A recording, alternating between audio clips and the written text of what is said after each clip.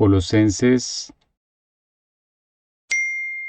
2, 16, 17 nos dice: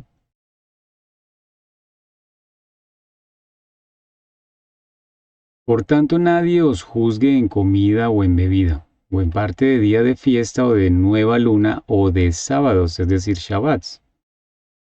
17, lo cual es la sombra de lo porvenir, mas el cuerpo es de Cristo. El apóstol Pablo en estos versículos le está hablando a creyentes. Es una carta dirigida, como nos dice el capítulo 1, versículo 2, a los santos y hermanos fieles en Cristo que están en Colosas. Así que Pablo les está diciendo que nadie los juzgue en su comida. ¿Cuál es su comida? Bueno, la dieta que el Creador nos dejó en Levítico 11, la podemos encontrar acerca de los animales puros que se pueden comer y los impuros que no se pueden comer. Es decir, que nadie los juzgue por no comer cerdo o ningún animal prohibido, o por su participación en los días de fiesta o de nueva luna. ¿Por qué nueva luna? Bueno, porque el calendario hebreo se basa en la luna, y esta es la que determina cuándo empieza cada mes del año, y así saber qué día se debe celebrar cada fiesta. Si vamos al Salmo 104:19,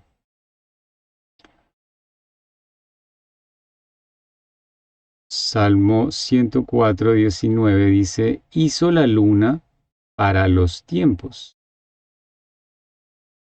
Bueno, pues es importante tener en cuenta también, con respecto a lo que Pablo nos está diciendo, eh, que de alguna manera le está diciendo a los creyentes que tampoco los juzguen por los Shabbat, es decir, por celebrar o guardar el día de reposo. Es importante decir esto porque, pues bueno, hoy en día hay un gran debate con respecto a esto, y se debe o no celebrar, y particularmente, bueno, lo encuentro en las Escrituras. Es un mandamiento que dice perpetuamente, y es algo que en realidad debiésemos cumplir. Entonces, la frase eh, en Colosenses 2, 16, 17, que nos dice: lo cual es la sombra de lo porvenir, acá lo tenemos, 16, 17. Continuando con esa escritura, 17, lo cual es la sombra de lo porvenir, mas el cuerpo es de Cristo.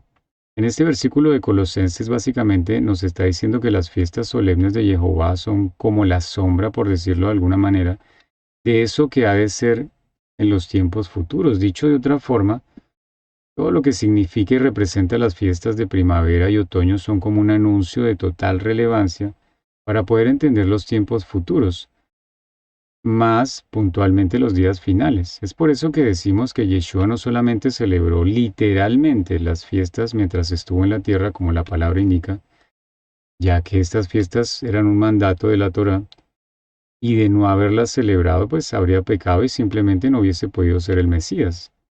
De igual forma, como ya vimos, él mismo es el cumplimiento de dichas fiestas. Yeshua fue el Cordero Pascual. Vamos a la escritura en Juan 1, 29-51, en donde nos dice el siguiente versículo 29: el siguiente día vio Juan a Jesús que venía a él y dijo: he aquí el Cordero de Dios que quita el pecado del mundo. Adentrándonos un poco más en el concepto de la Pascua conforme a la Biblia, tenemos que la palabra hebrea que se utiliza es Pesaj, Pascua. En el Éxodo y en Levítico 23, la palabra Pesachti, es decir, pasaré. En realidad es la misma palabra Pesach, pero el verbo en primera persona conjugado. Leamos y veamos en la porción de la palabra completa en Éxodo, que nos habla puntualmente de la Pascua y los panes sin levadura, ya habiendo explicado un poco más los conceptos, para entender un poquito mejor esto, ¿vale? Entonces, Éxodo 12, 1 al 13.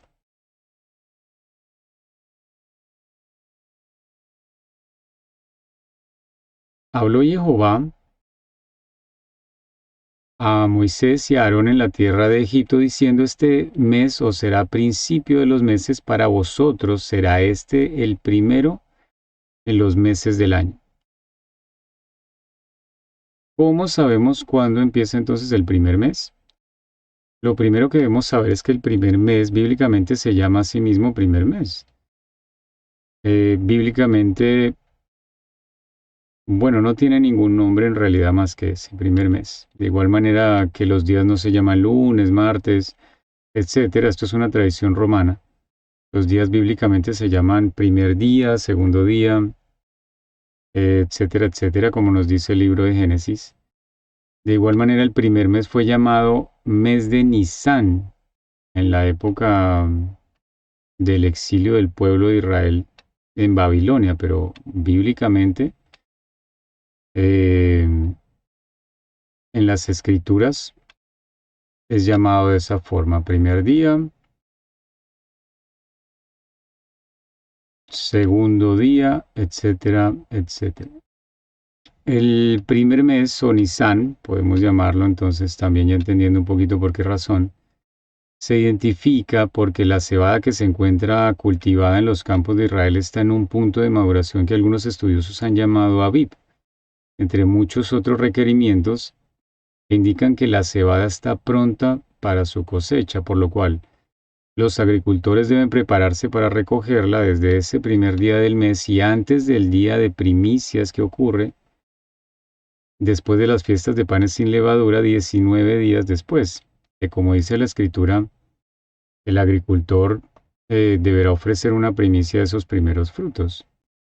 Otro aspecto importante de esto es que al mismo tiempo que la cebada se avista en Jerusalén como Aviv, la luna nueva debe ser avistada también en Jerusalén. Y esto no ocurre, es decir, que la luna nueva aparezca, entonces inmediatamente se pospone la celebración de Pascua para un mes después, lo que tradicionalmente se conoce dentro del pueblo judío como Aviv II. Éxodo 1:13, desde aquí, ok. Hablad a toda la congregación de Israel diciendo: en el 10 de este mes tómese cada uno un cordero según las familias de los padres, un cordero por familia. Mas si la familia fuera tan pequeña que no baste para comer el cordero, entonces él y su vecino inmediato a su casa tomarán uno según el número de las personas conforme al comer de cada hombre.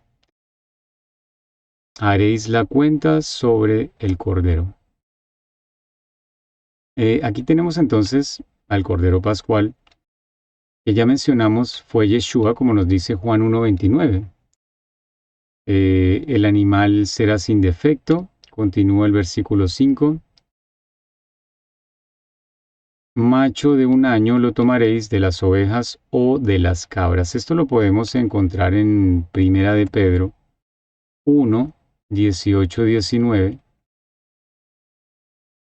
donde nos dice: sabiendo que fuisteis rescatados de vuestra vana manera de vivir, la cual recibisteis de vuestros padres, no con cosas corruptibles como oro o plata, versículo 19, sino con la sangre preciosa de Cristo, como de un cordero sin mancha y sin contaminación. Como dato interesante, existe una hipótesis que nos dice que el ministerio de Yeshua no duró 3 años, como se piensa, sino que en realidad duró 1 año, lo cual encajaría en donde la escritura nos dice que el animal será sin defecto macho de 1 año. Pero esto lo dejo para su investigación personal, o en un futuro programa tal vez podamos tratarlo. Continuemos. Éxodo 12, 1:13,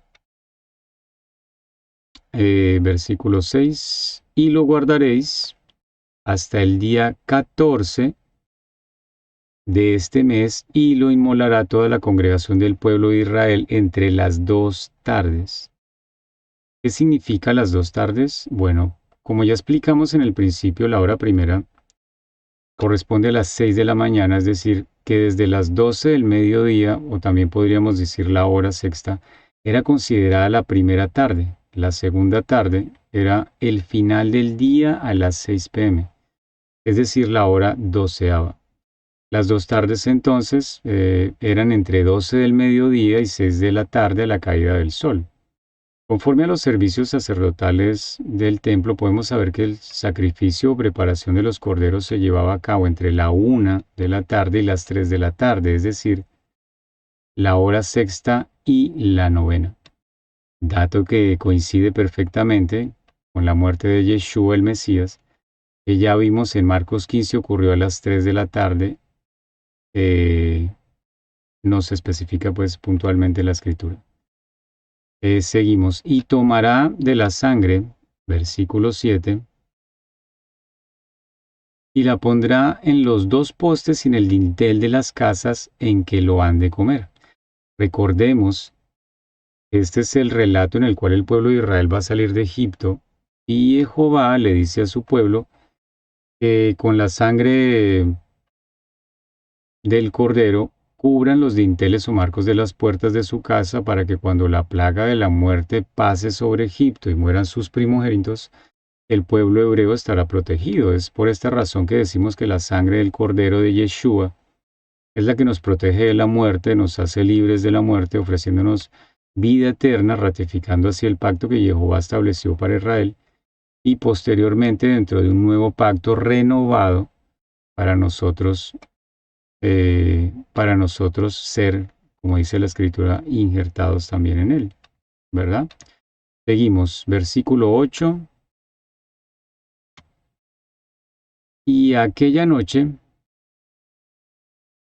comerán la carne asada al fuego y panes sin levadura con hierbas amargas lo comerán. Versículo 9. Ninguna cosa comeréis de él cruda ni cocida en agua, sino asada al fuego, su cabeza con sus pies y sus entrañas. Ninguna cosa dejaréis de él hasta la mañana, y lo que quedare hasta la mañana lo quemaréis en el fuego. Y lo comeréis así, ceñidos vuestros lomos, vuestro calzado en vuestros pies, y vuestro bordón en vuestra mano, y lo comeréis apresuradamente.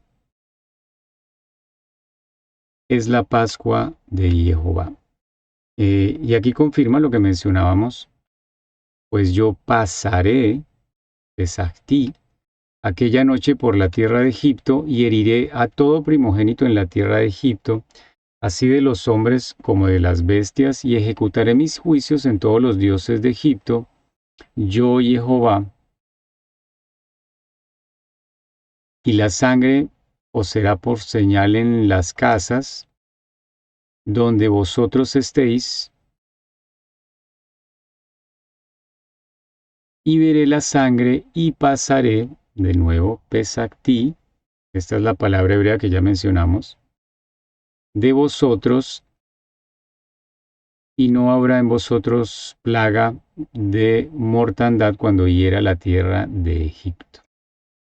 Básicamente, Levítico 23 nos especifica puntualmente para esta celebración de Pascua y panes sin levadura lo siguiente, resumiendo un poco. En el primer mes al atardecer del día 14 es Pascua de Jehová.